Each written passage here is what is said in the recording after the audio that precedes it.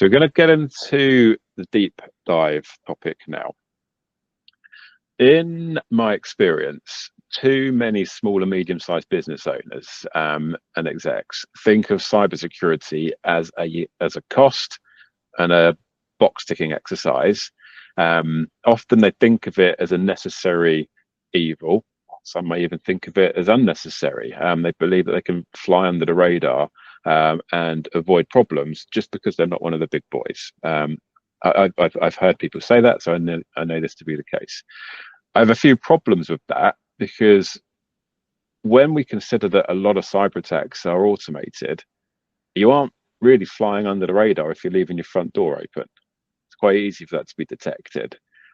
A decent cyber resilience posture enables many businesses to drive revenue, which contradicts the thought that it's just a cost. And a weak cyber resilience posture could mean that you come unstuck during, say, due diligence when you're raising funds or looking to exit your business. So for me, there are some very real business drivers behind why it's a good idea to have a robust cyber resilience posture. Now, I know quite a bit about this stuff, but not as much as today's guest, which is David Taylor. David was actually among one of the first people to join this cohort last September. So thank you for that, David, and coming back today. But aside from that, probably more notable, he spent 10 years managing comms, IT, and cybersecurity on nuclear subs, plus 12 years building and leading cybersecurity teams. So David's going to speak to us today about unlocking business growth and scaling potential, and learning how cyber resilience drives investment, adds value, and fuels success. So welcome, David. I shall hand over to you. Thank you very much. Hi, guys. That's probably the biggest welcome I've ever had, so thank you very much for that. Let me just work out how I can share my screen. 1 second. Okay, can everybody see that? Got it. Okay, cool. So I won't go into presentation mode because it means I can't see people on the screen, so I'll just keep it like that if you don't mind. But as Graham said, I joined the cohort last year. I thought it was very useful, and I can really see the benefits in it. And so that's why I've come back now just to give this talk on cyber resilience. So if Graham's already given a brief overview of my background and what I've done. So as he said, I started in the military. I used to manage the communications, IT, cybersecurity on board nuclear submarines. And then since then, I've built and managed various different security teams in lots of different industries. But the real niche kind of where I sit is in the building of security operations centres. So what that is defensive security operations. So stopping businesses from getting breached, getting hacked. If they do, we can kick the attackers out, minimise damage and help them to recover. So a really good place to be talking about cyber resilience. So I've done that for local government, construction companies, pharmaceutical companies, you name it, pretty much done it in terms of industries. And then just over a year ago, I decided to take all of that knowledge and start up my own company, which is what I've done now. So we're Aruga Cyber. Me and my business partner, he's also ex-military, so we're a veteran-founded business, and we've got loads and loads of experience in doing this kind of stuff. But what I really want to talk about now is what is cyber resilience. So I really like the term cyber resilience because it's very broad, but it kind of positions what businesses should be doing in a really easy to understand way. When I've done talks in the past, particularly to like university students and other businesses and things, I always start by saying cybersecurity really is the profession of professions. It's a massive umbrella that's got loads of different job roles in it and lots of different things to cover. So you can never really be fully proficient in everything to do with cyber because of the number of industries that you can go into, and also because things change so quickly.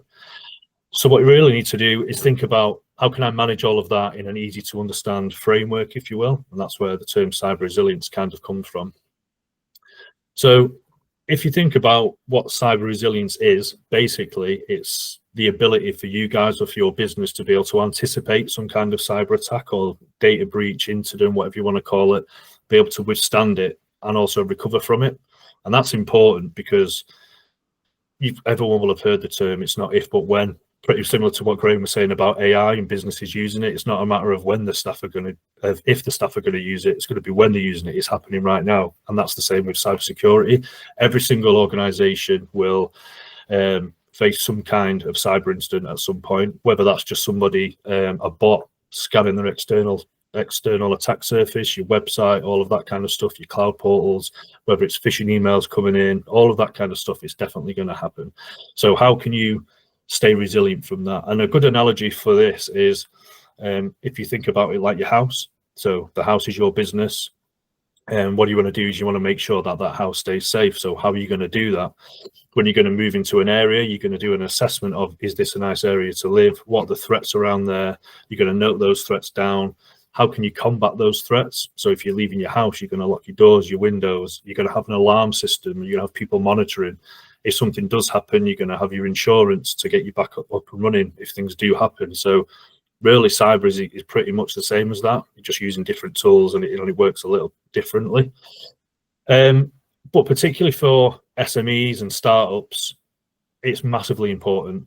As a startup, for me, I would say reputation is pretty much everything. You've got a really cool idea, you've maybe got some investment, or you're going for investment, so you want people to have confidence in what you're doing and to trust you. And if you don't have a good cybersecurity posture, then that's not going to happen. So this slide here that I've got is a really easy to understand way of how to think about cyber resilience. And this is actually aligned to an official framework. So you might have heard of NIST. You'll have heard of other things like Cyber Essentials, ISO 27001, all of that. They're all really good frameworks designed to help businesses to understand what they need to do to keep them safe, but it also keeps them accountable and has like continuous improvement built into that. But this just makes it really easy to understand, and it's kind of like, where should you start and where are you trying to get to? So the first one at the top, that's all about identifying what threats are that are going to face your business. What is there anything bespoke to you guys? And you can even use this for other areas of the business. It just doesn't have to be about cyber. So before you can invest in cybersecurity controls, before you're going to spend any money or you're going to buy a load of tools, you need to understand why you're going to buy those. So what is it you're trying to protect? What data do you have? Have you got very sensitive data, like personal data? Are you handling credit card information, all of that kind of stuff? What are people going to be after if they come and attack your organization? But more, and also very important, is what is fundamental to keeping your business operational? Are you an e-commerce website? If your site went down, are you going to be able to function? All of that kind of stuff. So once you've worked out what's key to your business, that's when you can start working on where you're going to spend money, how you're going to protect it. So the identify phase is really important, and that's normally done through like a series of workshops internally. Do risk assessments, so you're tracking your risks and you're scoring them, you're mitigating them where you can.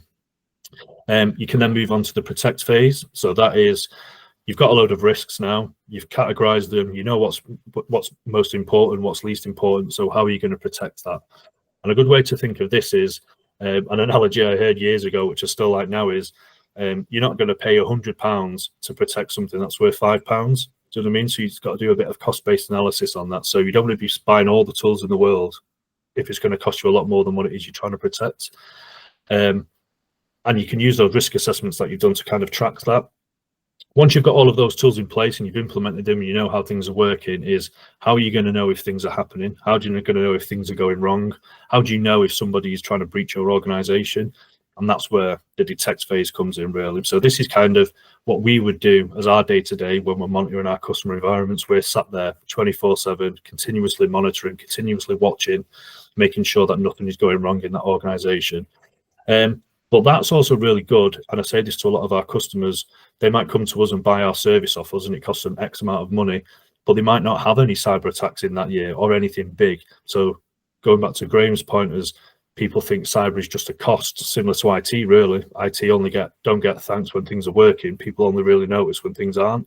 Same with cyber. But what you can do if you follow this framework correctly is, by monitoring if things are happening, you can validate the spend that you've already put on. So in our security operations center, we can go back to the board of our customer and say, no, you've not had any major attacks that we've stopped ourselves, but what we can see is all of this money that you spent over the last few years is working because these kind of attacks that have come in have been stopped by what you've done and the controls you've got. So as well as I've given you a good level of protection, it's kind of like a self-validation piece, which is really good.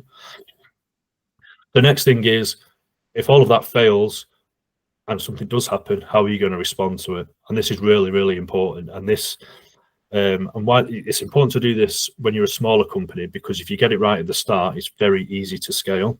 So I've been into some businesses before, some public sectors, councils and things like that, and I've done exercises with them about how are you going to respond to a cyber threat. And they'll say, well, we've got an instant response plan, we've got a disaster recovery plan, and I'll read it and I'll be like, yeah, but that's not really going to help you. Each department really should be having a plan about how they're going to respond. It's not really a case of IT are going to fix the issue. How are you going to pay your staff? Who's going to communicate to the customers? All of that kind of stuff. It can spiral out of control really, really quickly. So that's why it's good to have a plan in place. And you need to rehearse that plan as well. Once you've done all of that and you've gone through some kind of cyber attack, how are you going to recover? Most common thing from that is people are going to have cyber insurance. You're going to have your backups. Are you checking your backups? Are they immutable backups to make sure that nothing can be changed once that information has been backed up and stored in the cloud or whatever? I've worked in cyber incidents before where companies have been ransomwared. They've been taking backups. Backups have gone into the cloud, but they've got no way of checking if those backups have still got the virus in. So there's a thing called attacker dwell time. And that is the time it takes for someone to breach an organization and how long they'll be sniffing around, how long they'll be working on the network, how long they'll be gathering information before they actually drop the payload. So sometimes it could be 6 months. An attacker could breach your organization, they'll be on your network, they'll have deploy the malware, but it just be laid dormant. 6 months later, they'll then deploy it. So if you're going to recover from backups, how do you know that that's not already there and you're just recovering the same thing and they can just trigger it again? So there's lots of stuff to think about. If anyone's got any questions, by the way, then please feel free to just shout out. Prefer if it's a bit more interactive. But why is all of this kind of stuff important? So everybody bangs on about cyber all the time, and quite rightly, it's a massive topic. But thinking about kind of SMEs and smaller businesses more specifically, why is it important? I think there's a stat, and it's like 99% of businesses in the UK are SMEs. All of those SMEs feed into the wider supply chain. So you've got big enterprise companies who will have their own internal security operations centers. They'll have their own security teams. They've got massive budgets to spend on the tools, and that's great. But what about those smaller companies that are feeding into the bigger company? That's where attackers are going now. And the reason for that is, A, because it's part of the supply chain, so they can get to bigger organizations through you, or they know that you guys are startups. They know you haven't got the best security posture. They know you haven't got massive budgets. This is a really easy way for them to make some money out of you.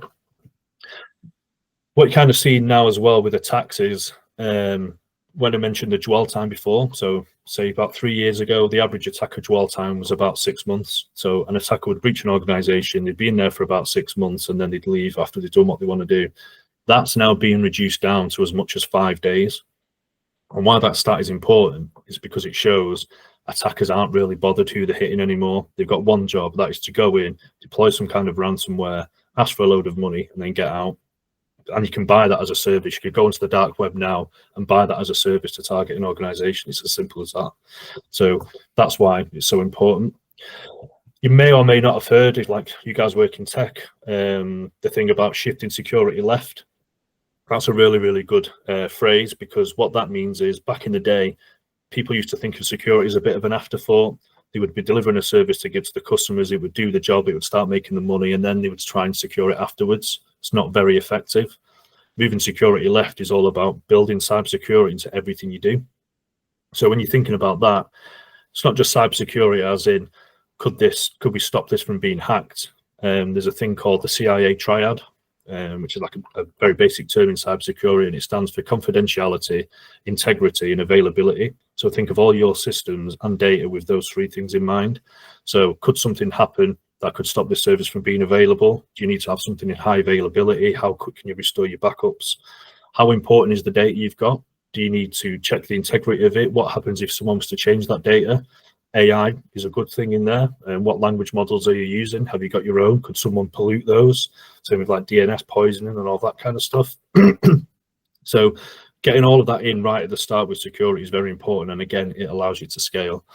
One of the stats on there about AI and automation, we're using that now as the defenders. So in our company, everything we do in our security operations center heavily uses AI and automation, and that's because it has to.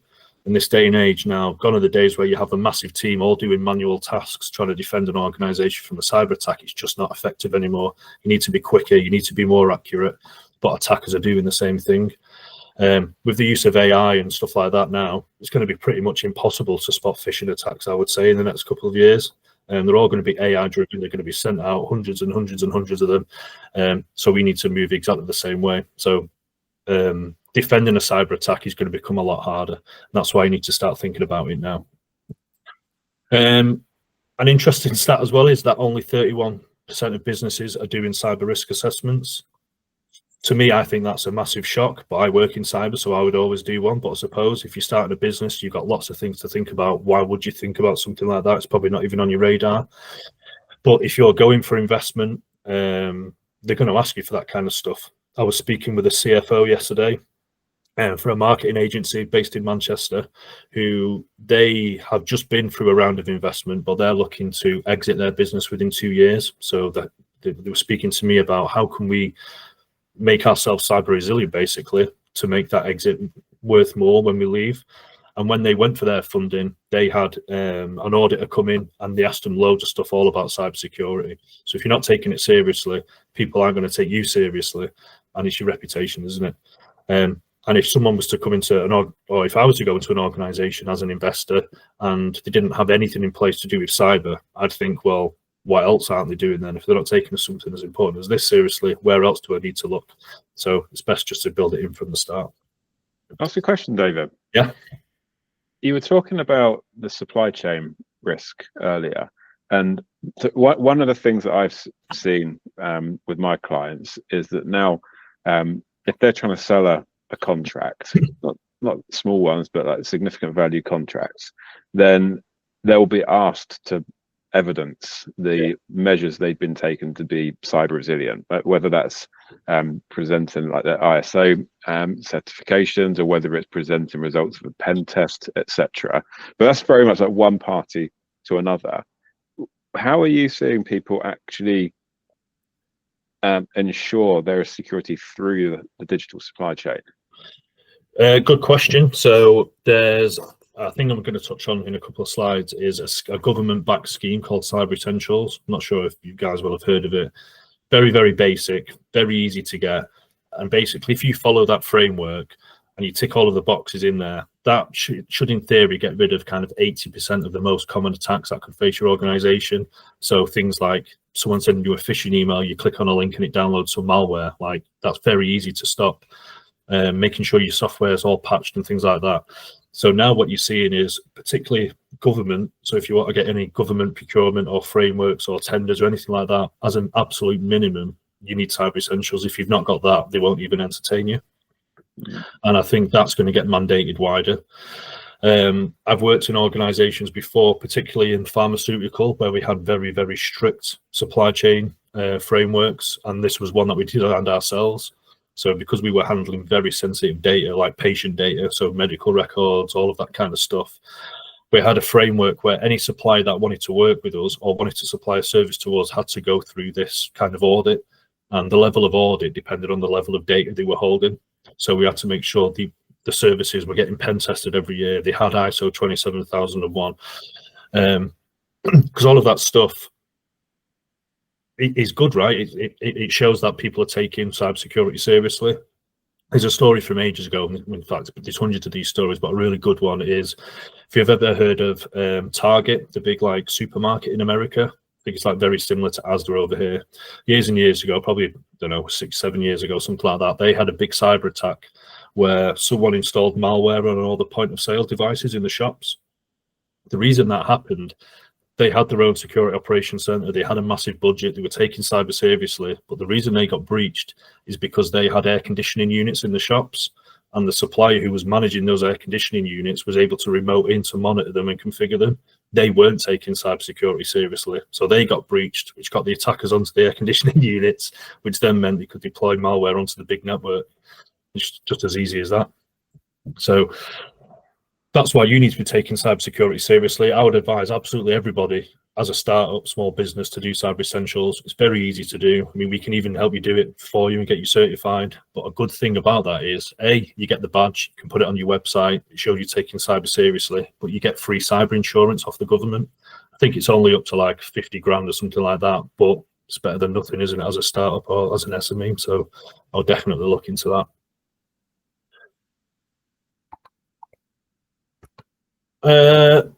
So this next slide just shows how it all kind of ties in together.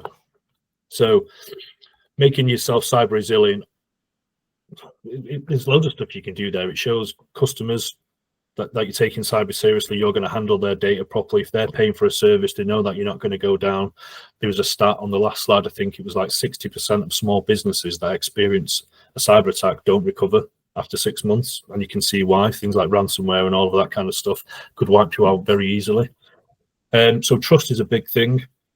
Going for investment, lots of startups are doing that. We've done it ourselves. You need to be taking cybersecurity seriously. I'm actually working on a project which I spoke to Graham about the other day. Is I want to start potentially working with private equity firms and people like that who've invested money into startups and scale-ups, because if there's one sure way that they're going to lose the money very quickly, it's if that company gets hacked and the business is ransomware, gone, reputation's gone before they've even started selling stuff. Do you know what I mean? It's just making their business worthwhile, the money they're putting in. There was a stat that I was looking at yesterday that said investors are 3 times more likely to invest in a business that's got a solid cybersecurity plan. It doesn't need to be massively in depth. You just need to know what you do, and you need to have a roadmap, and you need to have some kind of strategy. Things like Cyber Essentials and all of that is a brilliant place to start. But more importantly, as well as getting your investment and all of that kind of stuff, for me personally, when I started Aruga, and this is because we're in the cybersecurity space, I suppose, reputation is everything for us. And I want to mitigate all risk I can of anything going wrong with our service to customers, because once you've got that bad reputation, it's very hard to recover from it. There's loads of things you can look at online about big organizations that have been hacked and that have been breached. And what is really interesting to see is those organizations that are breached and they talk about it, they recover. Like customers have confidence in them. If you think of someone like Uber, who like their CISO got sent to prison, I think, for covering up breaches and not telling the truth, customers will lose confidence in you straight away. So that's why it's good to have a plan. Do everything you can to make yourself cyber resilient. Do everything you can to detect things happening. But if things do happen, make sure you've got a solid plan. Make sure you need to know who you need to speak to. If personal data goes missing, how many people on this call know that you need to report that to the ICO within 72 hours? If you don't do that, you're going to get a massive fine.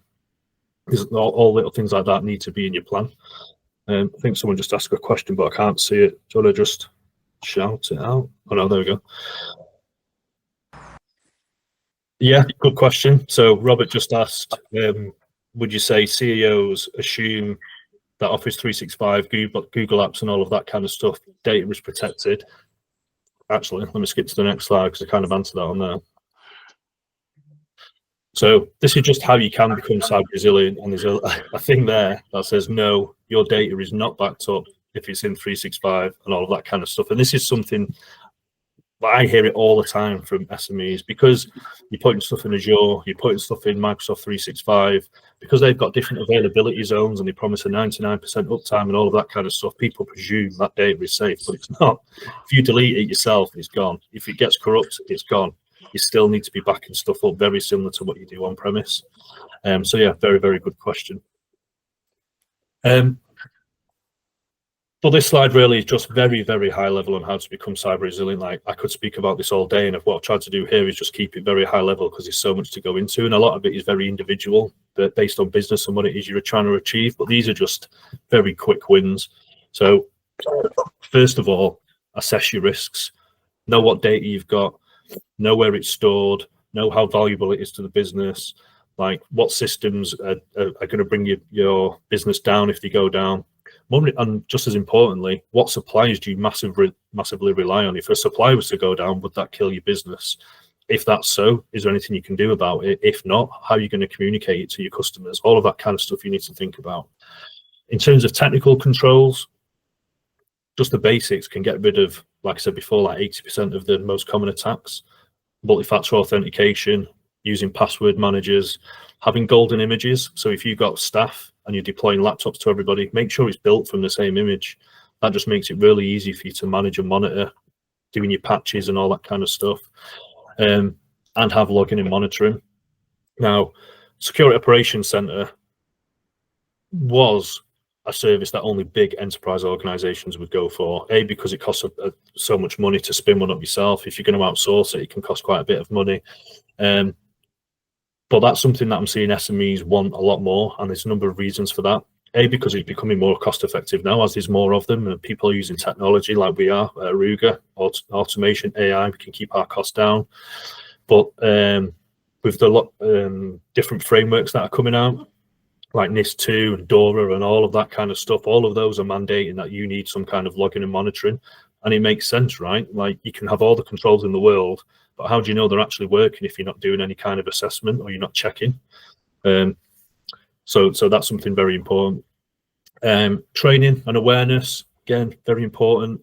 But what I always say to people is, this isn't like doing phishing training and all of that kind of stuff. Yes, that's important. But what I always say to organizations, and I've said this a lot in the public sector, is train your team on how to recognize what a cybersecurity incident is, but more importantly, how to confidently report it to the person that they should be reporting it to.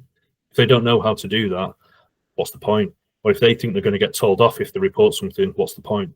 So that's why people do like those phishing campaigns where they'll test the staff. Like, I'm against those, because you're just kind of victimizing people. Like, so what, they've clicked on a link, everybody's going to do it. I could do it now with AI and stuff like that. It's that hard. Shouldn't be making people scared about reporting things or feel like they're going to get in trouble.